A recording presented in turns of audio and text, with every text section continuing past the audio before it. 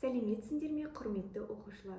Мен Қарағанды облысы білім басқармасының Балқаш қаласы білім бөлімінің Әлихан Бөкейханов атындағы нөмірі 15-ші мектеп лицейінің математика пәнінің мұғалімі Тілеуберген Анеля Қайратқызымын.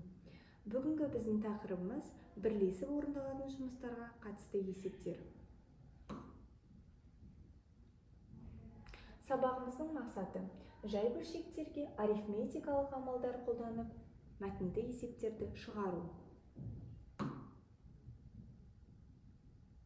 Бірнеше объектінің бірлесіп орындалатын жұмыстары қай жерде кездеседі екен? Күнделікті өмірде екі немесе бірнеше жұмысшы бірлесіп бір тапсырманы орындайтын жағдайларда, және де шебер мен оның үйретушісі бірлесіп бір тапсырманы орындаған кезде, құрылысшылардың екі бригадасы бірігіп бір үй салған кезде, сол сияқты екі немесе үш құбыр қатар аққан сумен хауызды толтырған кезде, және сол сияқты жағдайларда кездеседі екен. Және де бір-біріне қарсы қозғалатын екі дененің қозғалысы және өзендегі катердің ағыспен, теплоходтың ағыспен қозғалыстары бірлесіп орындалатын жұмыстарға жатады. Яғни мұндай жағдайларда хауыздың көлемі, жұмыс мөлшері, қашықтық және тағы сол сияқты шамалар бір деген бірлік ретінде алынады екен.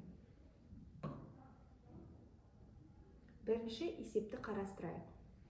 Цистернаны бензинмен бірінші насос 24 минутта, ал екінші насос 40 минутта толтырады екен. Екі насостан қатар аққан бензинмен цистерна қанша уақытта толады екен? Осы есепті шығарып көрейік. Бірінші насос 24 минутта. Екінші насос 40 минутта толтырады екен. Есептің шарты бойынша екеуі бірлесіп цистернаны қанша минутта толтырады екен? Соны табу керек.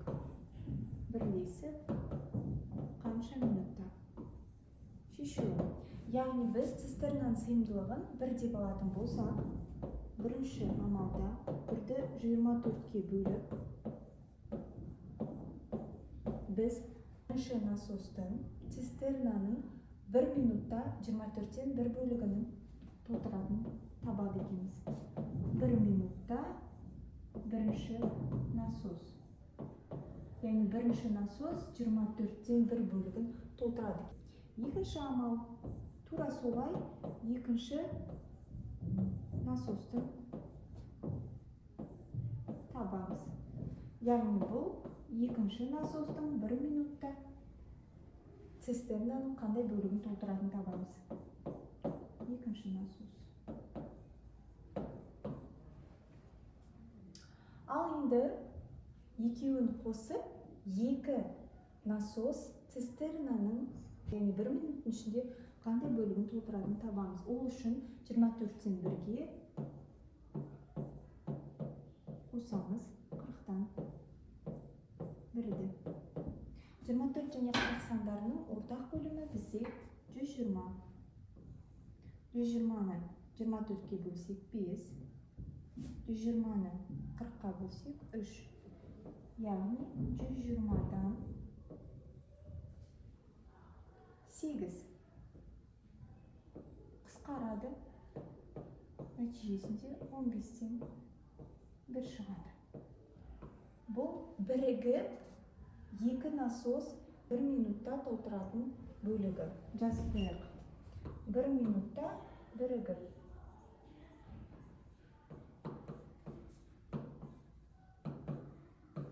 Ал енді төртінші амал сыйымдылықты бастапқыда 1 деп алған 15-тен 1-ге бөлеміз. Сонда нәтижесінде 1-ден 15, ол 15. Яғни 15 минут. 15 минут дегеніміз, ол екі насос цистернаны 15 минутта толтырады екен. Жауабы 15 минут.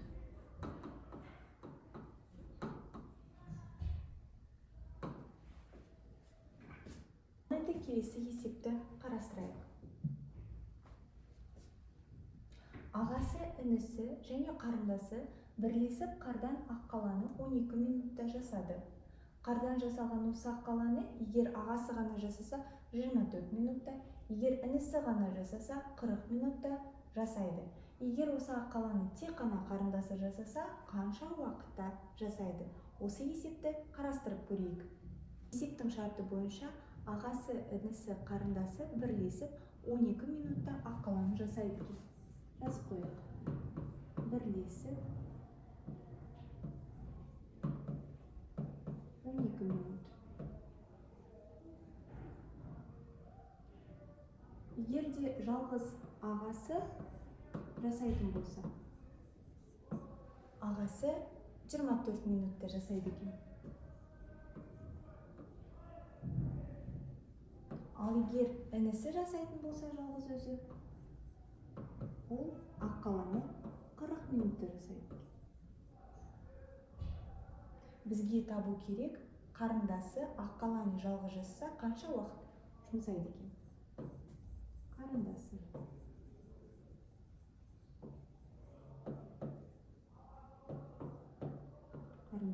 қанша минутта жасайды екен?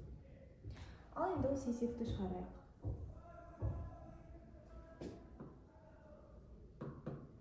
Ең алдымен біз ағасы, інісі, қарындасы үшеуі бірігіп 1 минутта ақ қаланың қандай бөлігін жасайтын тауып аламыз. Ол үшін біз 1-ді бөлеміз 12-ге. 12-ден 1 бөлігін жасайды екен. 1 минутта бірлесіп ақ қаланың 12-ден 1 бөлігін жасайды екен. Келесі екінші амалда біз ағасы жалғыз жасаған кезде ақ қаланың 1 минутта қандай бөлігін жасайтын табамыз. Ол үшін 1-ді бөлеміз 24-ге. 24-тен 1. 1 минутта ағасы дейміз. Яғни ағасы 1 минутта ақ қаланың 24-тен 1 бөлігін жасайды екен. Келесі үшінші амалда тура солай інісінікін табамыз. 40-тан 1. Бұл 1 минутта інісінің 1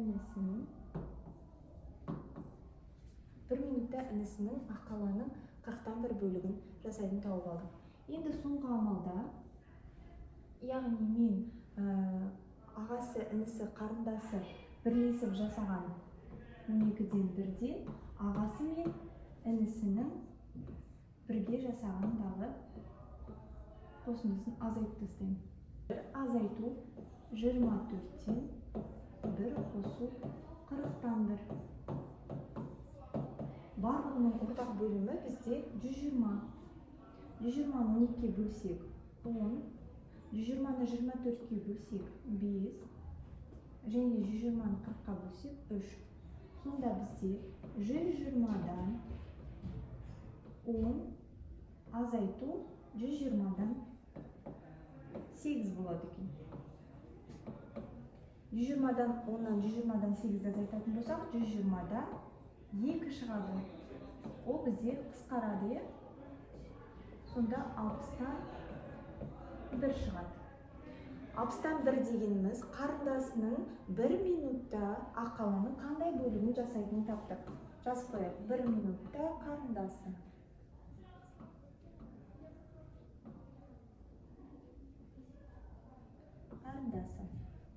Ал енді қарындасы неше минутта аяқтайтынын табу үшін біз 1-ді бөлеміз 60-тан 1-ге. Сонда жауабы 1-ден 60, ол тең 60 минут. Қарындасы ақ қаланы 60 минутта, яғни 1 сағатта аяқтайды екен. Жауабы жазып қойыңыздар. 60 минут. Енді келесі есепті қарастырайық.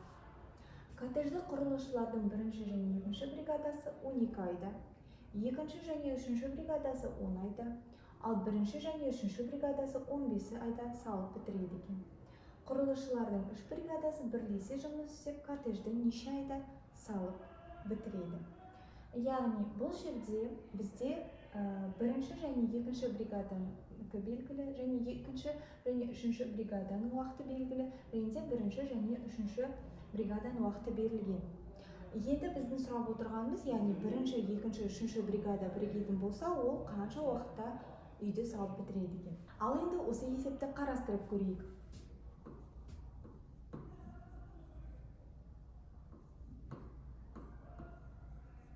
Бірінші және екінші бригада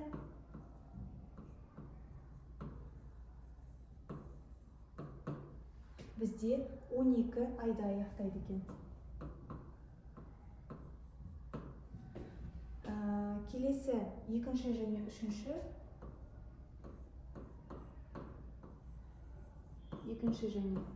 бригада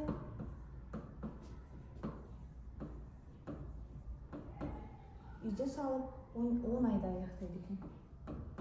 10 айда. Келесі бірінші және үшінші бригада біріксе 15 айда аяқтайды екен.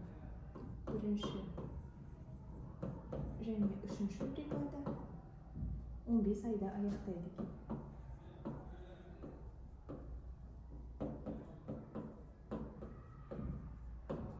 Енді бізге табу керек, бірінші, екінші, үшінші бригада бірлесіп қанша айда аяқтайды екен. Бірінші, екінші және үшінші бригада қанша уақытта аяқтайды екен.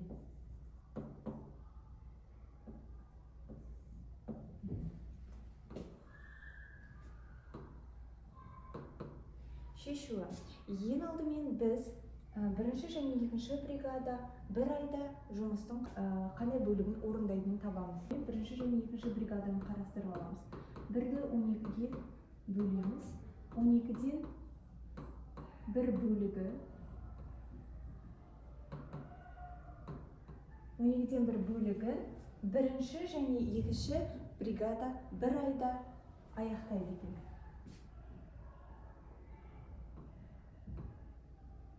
Бірінші және екінші бригада бір айда деп жазып қоямын. Келесі тура солай екінші және үшінші бригаданыкін табамыз. 1-ді бөлеміз 10-ға. Тең 10-нан 1 бөлігі. Жұмыстың 10-нан 1 бөлігін екінші және үшінші бригада аяқтайды екен. Бір айда.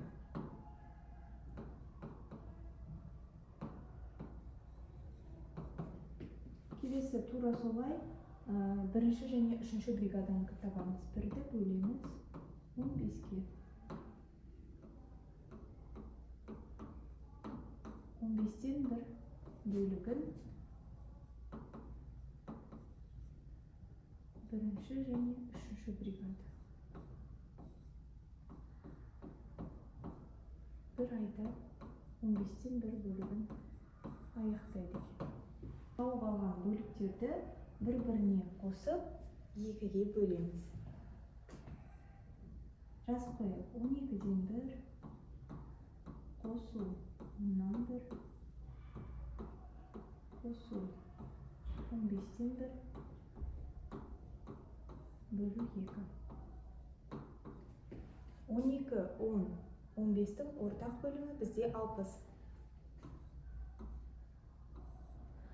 60-ты 12-ге бөлеміз 5, 60-ты 10-ға бөлеміз 6, 60-ты 15-ге бөлеміз 4. Сонда бізде болады 60-тан 15 бөлу 2. 60-тан 15 қысқарады. 4-тен 1 болады. 4-тен 1-ді бөлген кезде кері санға көбейтеміз. Көбейту 2-ден 1 деп жазамын. Сонда жауабы 8-ден 1 болады екен. Яғни бұл тапқанымыз бірінші, екінші, үшінші бригада бір айда үйдің 8-ден 1 бөлігін салады екен. Енді 5-ші амал 1-ді бөлеміз 8-ден 1-ге. Яғни 1-ден 8, бұл жауабы 8. Яғни бірінші, екінші, үшінші бригада бірлесіп, толығымен 8 айда аяқтап салады екен. Бүгін біз сіздермен қарастырған тақырып бірлесіп орындалатын жұмыстарға арналған есептер. Сіздермен болған мен, Тілеуберген Анеля Қайратқызы. Назарларыңызға рахмет.